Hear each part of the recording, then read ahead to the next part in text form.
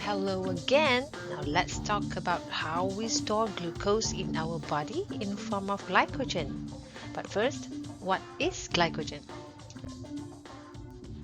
Glycogen is found in the form of granules in the cytosol, the internal fluid of the cell. Glucose that is not utilized immediately is converted and stored as glycogen via glycogenesis in the liver. About 3/4 of glycogen supply is stored in muscle cells. However, liver cells, which is hepatocytes, have the highest concentration of glucose. Approximately 8% in liver versus 1% in the muscle mass of average male adult. Small amount of glycogen are also found in the kidney and even smaller amounts in certain glial cells in the brain and also in white blood cells. In humans, approximately 8% of the liver's weight is glycogen, especially after we consumed a diet rich in carbohydrates. This amount is considerably reduced after prolonged fasting. It is noteworthy that glucose is not a major fuel for liver. It mainly utilizes keto acids.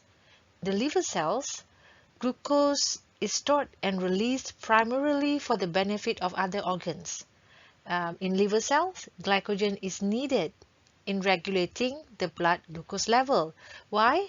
Because they can either break down glycogen to release glucose in the blood or withdraw the glucose. In skeletal muscle, it contains approximately 1% of its weight. Uh, Glycogen is an energy reserve that can be tapped during exercise.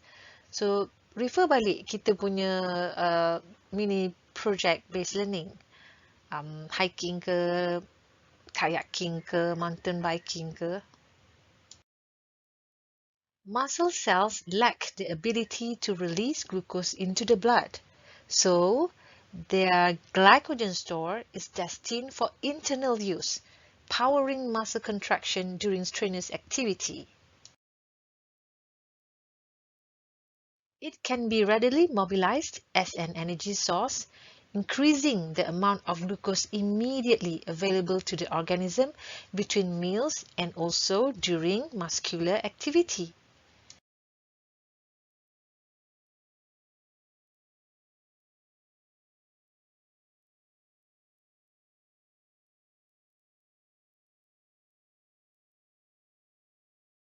What about brain? Well, our brain relies on glucose as is its preferred fuel. So, we need to maintain a steady supply of glucose for survival. Take a look at this image. This is liver cell colored in transmission electron micrograph. You can see that purple color, that is two nuclei, large and round structures.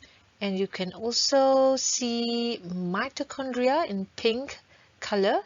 The RER or rough endoplasmic reticulum can be seen as brown lines and also glycogen granules. You can see it as black dots.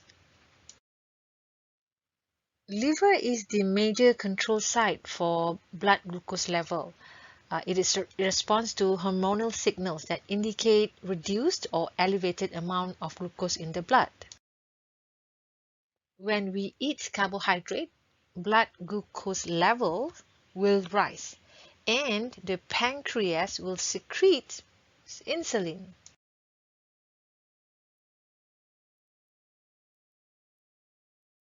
Insulin is a hormone again. It also acts on the hepatocyte to stimulate the action of several enzymes, including glycogen synthase. Where can we find glycogen synthase? So this enzyme involves in glycogenesis. Glucose molecules are added to the chain of glycogen as long as both insulin and glucose remain plentiful.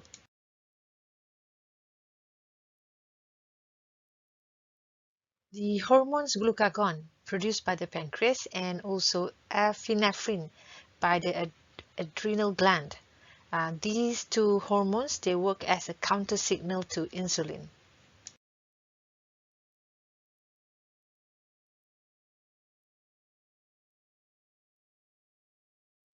4 jam selepas makan, the blood glucose levels begin to fall, and this will stimulate the breakdown of glycogen. The freed glucose is then released from the liver into the blood. For the next 8 to 12 hours, glucose derived from the liver glycogen will be the primary source of blood glucose to be used by the rest of the body for fuel. Okay, ingat balik, recall balik activity kita for the mini project based learning tu. Although liver cells maintain a high concentration of glycogen, the liver meets most of its own energy needs through keto acids, which are derived from the breakdown of amino acids. Bukan sugar tu, bukan glucose tu.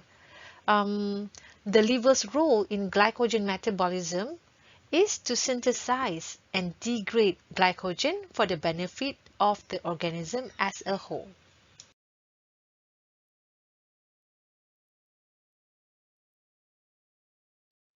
This is a micrograph of muscle cells. You can see that black dots, those are glycogen granules.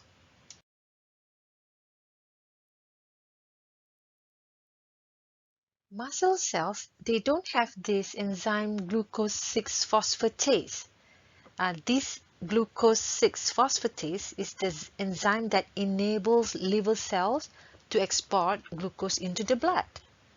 So therefore, the glycogen stored in the muscle cells is utilized internally rather than shared with other part of the body. Glycogen in muscle is an energy reserve for strenuous exercise. Contohnya macam endurance activity, macam kayak ke, hiking ke, marathon ke, swimming ke, ultra marathon ke. Itulah. Human body can hold approximately 2,000 kilocalorie of glycogen. Sometimes when people do endurance activity, you can see they experience weakness, fatigue, maybe hypoglycemia, or they can experience dizziness. These symptoms signals the depletion of glycogen stores.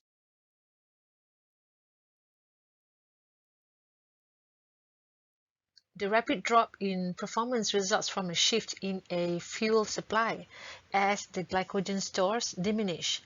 Therefore, ATP must be generated in other part of the body through fatty acid oxidation, which is a slower process than the oxidation of glycogen.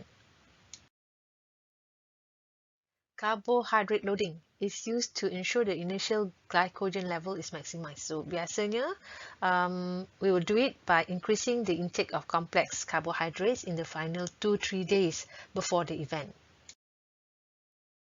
Or we can consume food or drink that contains carbohydrate during the exercise to replenish the supply of glucose. Okay, let's understand the glycosidic linkages.